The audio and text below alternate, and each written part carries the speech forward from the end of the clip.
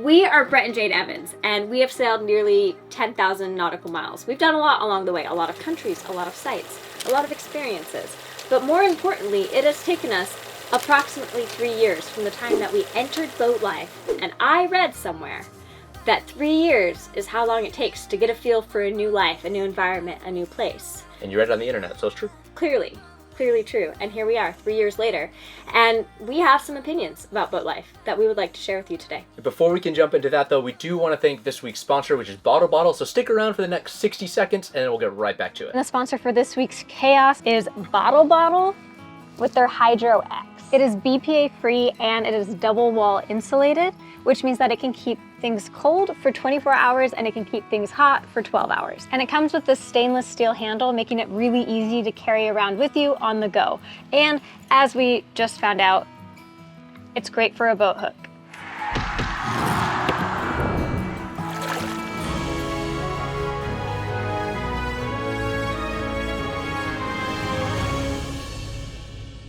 And it comes with Bottle's unique lid that comes with a flip straw for convenient drinking on the go, or a flip top mouth if you prefer lifting the bottle to take a drink. The bottom of the bottle can be removed and the storage space can hold any small items you want, which is super cool and super convenient. I will put the link in the description for you, and make sure to use our discount code for 15% off.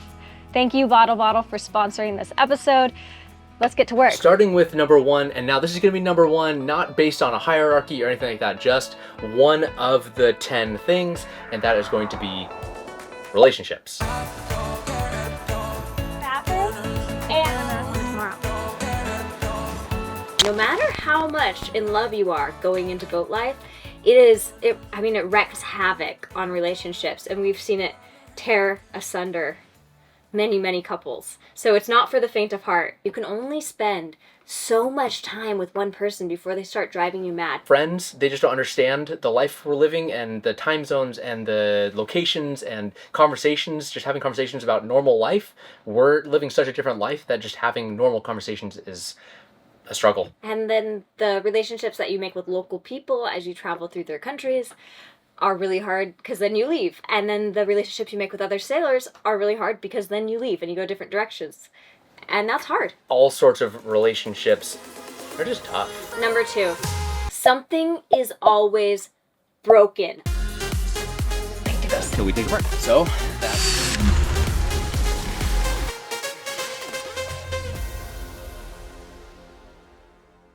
I went into this lifestyle with such naive optimism that one day everything would be done. Everything will be done and we'll sail and everything will be fixed and we'll just sail. No. As soon as everything is done, something breaks. As soon as everything is done, your rigging needs to be replaced, or your hatches are now leaking, or Brett drops the... There's always something broken. Always. And I mean, you can even tie that into number one. There's some relationship always broken. When Brett drops the turbo. If there's not something broken, there's something that needs to be cleaned. If there's not something to be cleaned, there's something that needs to be polished or waxed, or there is always a list of things to fix. Number 3. That kind of goes in with number 2. Kind of. Cleaning the bottom.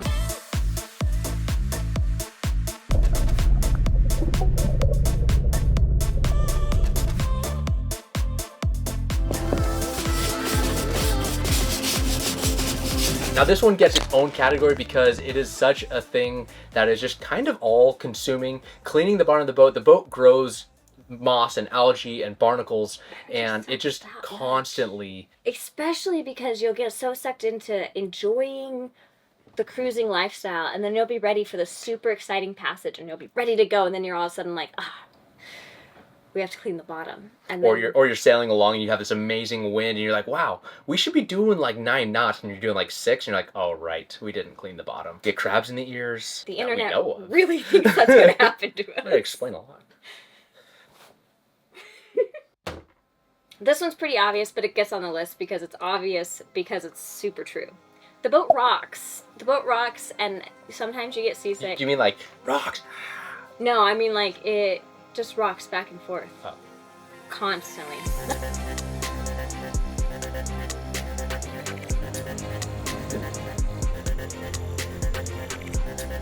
I completely am just like, can't hear anything. Yeah, it's always kind of It's rocking. pretty much always rocking. Yeah. To some degree. To some degree, it's always rocking. Right now it's rocking a lot. I don't know if you can see the shadows, but we're at a marina and we're rocking. We're rocking a lot. We're rocking. Rock on. And it's just uncomfortable. And that's whether you're on anchor, whether you're sailing. We're a monohull, so just a single V. And so, yeah, we rock a lot. Yeah. And that often includes a little bit or a lot of bit of seasickness. I tend to get a little bit seasick on like the first day of a passage. And I get seasick on anchor. Jade gets seasick on anchor. I don't really get seasick on anchor, but she does. So we take turns being just a little bit seasick. I don't know if that's better or worse. Yeah, I don't know. Ooh, this is a big one. Number 5 is unpredictability. Oh, that's okay. The world will never know. Down into this band or about to tackle. Because the life that we live is constantly moving. We're sailing from anchorage to anchorage, country to country, city to city. Being able to tell people where we are and where we are going to be especially is almost impossible. It is so impossible that my mom got flagged as a potential terrorist because when she would come visit us on the boat, she was constantly buying one-way refundable tickets for a single person. She'd often be buying like last-minute tickets. She kept harassed at the airport like crazy. And that was why. Because of our unpredictable lifestyle, she had to pay the cost of that one. And that's just the reality of it, is that we just don't know. I mean, people will say, hey, we want to come visit you in 6 months. Where are you going to be? And we legitimately can't even tell you what country we're going to be in. Region of what side of the ocean? Yeah, we might be on the other side of the Atlantic. We don't know. And that's just part of this life. And maybe some people are better at it than we are.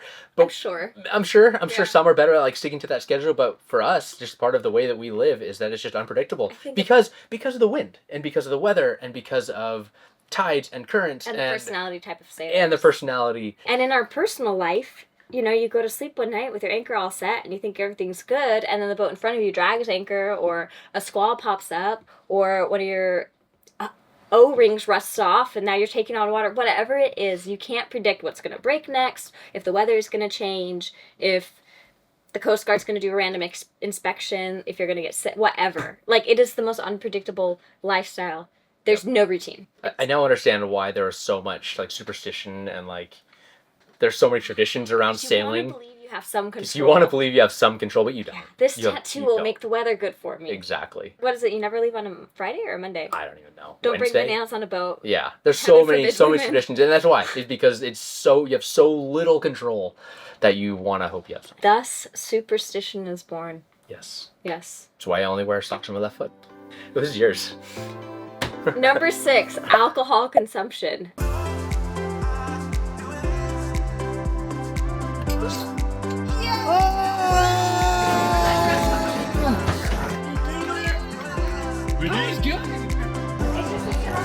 Why, hello! Alcohol culture among the sailing community is real, and if you're not careful, you will consume too much. There's alcohol at every get together. It's, hey, do you want to come over for sundowners? Hey, do you want to come over for an espresso martini? You know, it's 9 a.m. Do you want to do mimosas? Whatever. There is so much alcohol just around it all. And maybe that goes back to the unpredictability. It's, yeah, we were supposed to be sailing right now, but we can't, so let's get drunk. Maybe, I don't know. Maybe it is. It's there. But it's there. It's definitely there. Number 7. This one is more you than me, but I use them as well. Ocean safe products. Way to gender roll that one, babe. Well, I don't wash my hair. So give the camera to her and I'm going back to bed. Brain is just... The way our boat works, when we shower, when we wash our hands, when we do dishes, all of that water goes out of the boat into the ocean. That's just the way it works. That is every boat on the water, 99.9%. Maybe there's some that store. I don't think so, though. Which means that any shampoo you use, any dish soap, any hand wash, any foot scrub, whatever it is that you use ends up in the ocean, which is going to affect the fish and the dolphins and the whales and the reefs, the coral, all of it. So you have to find super specific, ocean-safe, usually a little bit more expensive, products to have on board so that you don't hurt the ocean. And quite frankly, they all suck. Number 8. Living in a small space. And down the road. This is our garage. It's our boat cabinet, and then throw it out. Here we have it. The hanging locker. Oh, right. I mean, there's some really big boats, but most boats very small square footage. And a lot of negatives come with that when you live in a small space. You can't have a lot of things. You're not going to be really storing Christmas decorations, right? And when living in a small space means that it gets really messy really fast. And you're kind of on top of each other all the time. You don't have your own space. You can constantly hear everybody. Yeah, it's a small space. And so, I mean, yeah, their dog hair collects quickly, human hair collects quickly. We have to vacuum like 7 times a day. Yeah, I mean, you leave 3 dishes out and all of a sudden the whole boat feels overrun by dishes. And so, yeah, it can feel crowded. I mean, if you want to go back to number 1 again,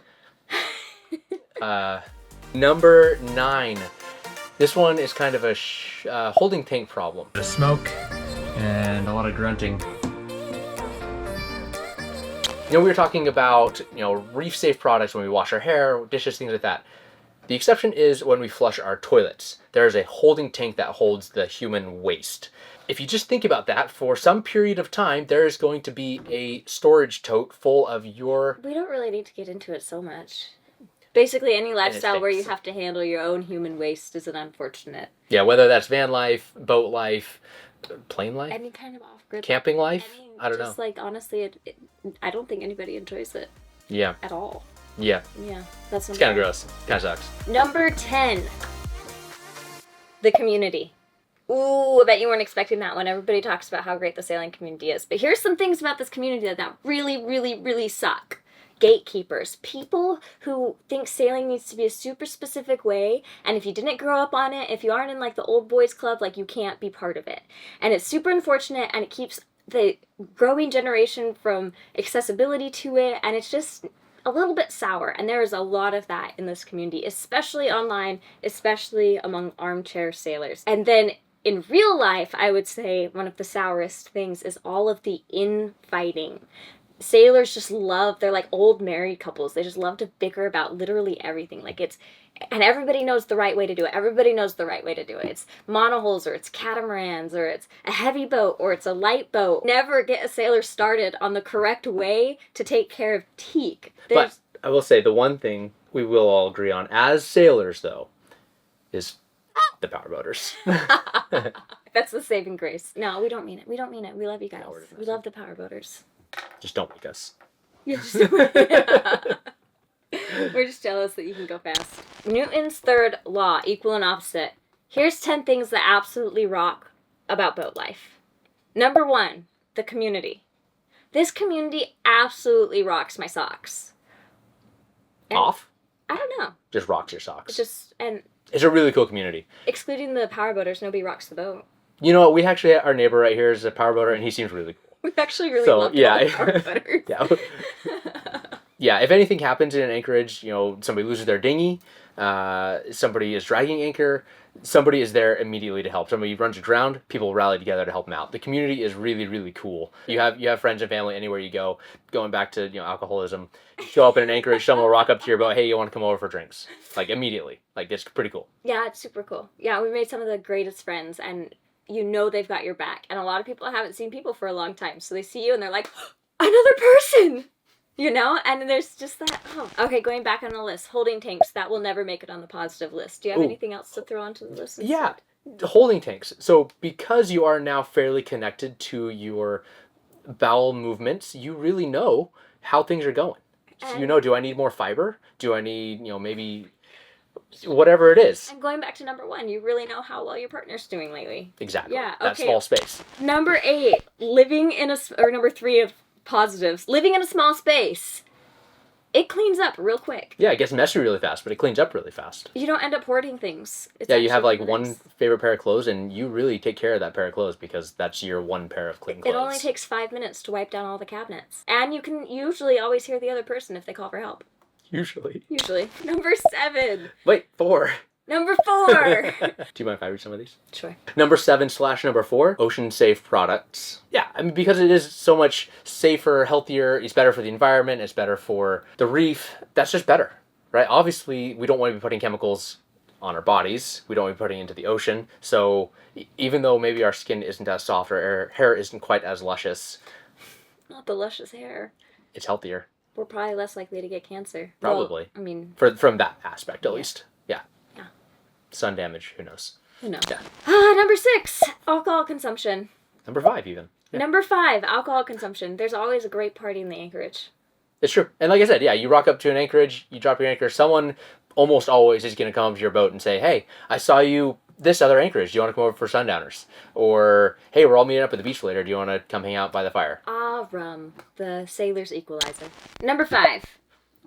Number 4. We really should have just counted back down. Unpredictability. This life is unpredictable. Because we aren't living, weeks or months or years in advance, we are really living now, right? So we are thinking about what is the weather today, tomorrow, and maybe a week out, but that's about as far as you can plan on weather. And so, yeah, we're making plans for in a few months, but that's about it. We aren't super strict on time, right? We aren't worried about, is it 9:30 that we started work? Is it 10 o'clock? You just live a lot more connected. In a way, it helps you not be so uptight. Yeah. In a way, it makes you more uptight, but in a way, it makes you less uptight. Number 3. Yeah, I'm really confused. These numbers don't seem to be working. I know, it's because we're counting backwards. But this was number 10. What? I'm so confused. All messed up. Anyways, this one is boat rocking. 7. It should be 7. 7. Number 7. 7.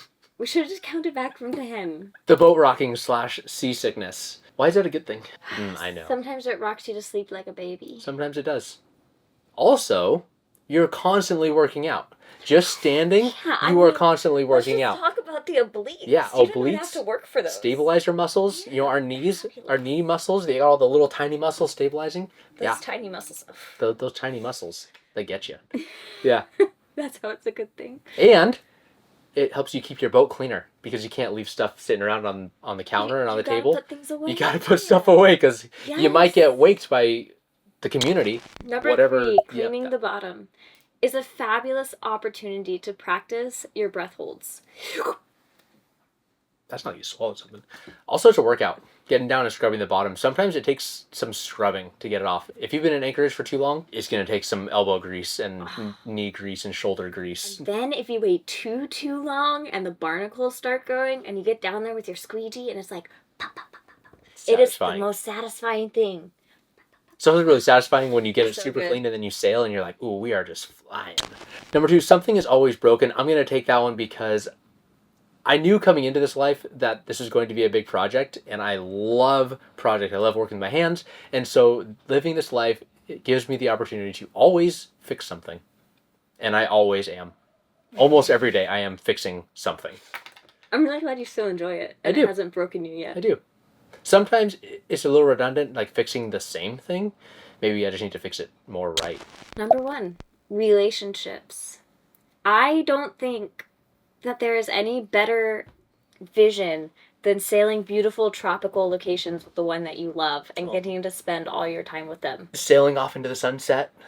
I Yeah. can't, what is that? The With what was number stereotypes. 6? Champagne in hand. And, Yeah, exactly. A little champagne sailing Yeah. with the one you love into the sunset. I love doing this life with you. Yeah, It's me too. super fun. It's great. You know, if you can survive the relationship struggles, the payoff is there for sure. For sure. For sure. Our family gets to brag about us to everybody because we're doing something so random and weird. Be like, hey, did you know my little sister just sailed across the Atlantic Ocean? How crazy is that? Yeah, wild. And Anyways, what are you doing? cabbage. Yeah. Cabbage. I don't know. I was trying to think of something they Yeah. buy. Yeah. She was telling the grocery clerk. That's Yeah. great. Yeah. That's great. True story. Yeah, I believe it. I can know exactly who that was, too.